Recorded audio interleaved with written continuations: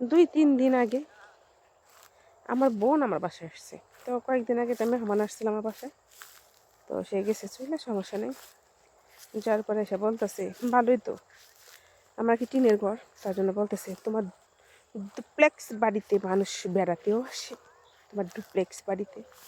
তো ওর এই কথাটাই মনে করেন আমার অন্তরে লাগলো যে আমার বাড়ি, আমার 3টা রুম, তাও আমার টিনের ঘর, হয়তো বেশি পাকা করা, তার জন্য তুমি আমার বাড়িকে ডুপ্লেক্স বাড়ি বললাই ভাবি।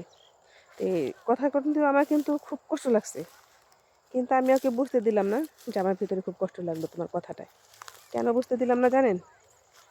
কারণ কখনো কখনো কষ্ট পাইলেও কষ্টগুলো অন্তরের ভিতরে পোষণ করতে হয়, রাখতে হয়, মনের ভিতরে রাখতে হয়। সে কষ্টগুলো বুঝতে দিতে নাই।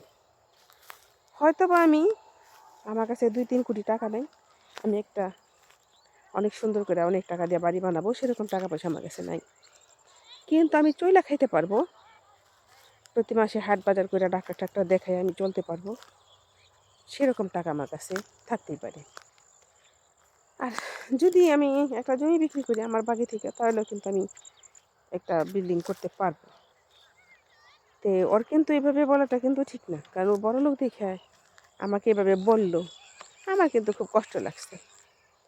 তো কষ্ট যতই লাগুক, কষ্টকে কিন্তু সবসময় মনের ভিতরে রাখলেও কষ্ট প্রকাশ করতে নেই। তো আমি হাইসা উড়াই দিলাম, কিন্তু আমার কিন্তু ভিতরে অনেকটা লাগছে, অনেকটা ভিতরে আমার লাগছে, ব্যথা লাগছে, ব্যথা, বুঝছেন না?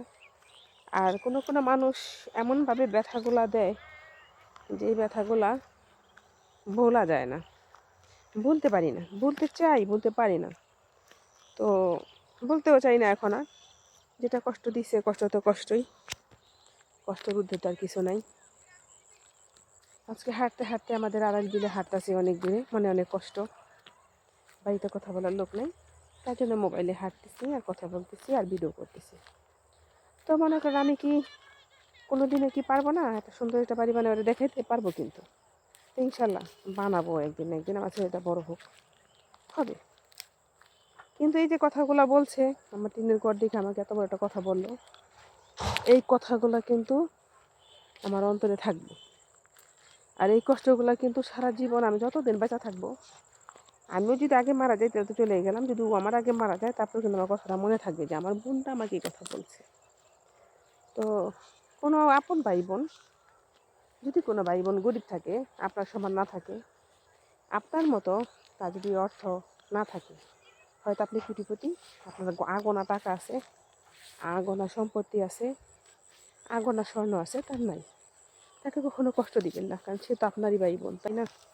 পারলে তাকে দুটো দিন, না পারলে না দিন, সাহায্য না করতে পারলে না করুন, কিন্তু চিৎকারি করবেন না, বড় কথা করবেন না। কেন এগুলা কিছু কিছু অভিশাপ মানুষের নাকি বলতে হয় না, কেমনি জানি বিয়ে হয়ে যায়, বুঝছেন না? এটা এমনিতে হয়ে যায়। আমি কিন্তু আলহামদুলিল্লাহ কাউরে আমি সাপি না। আমি সবার জন্য দোয়া করি। আসসালামু আলাইকুম।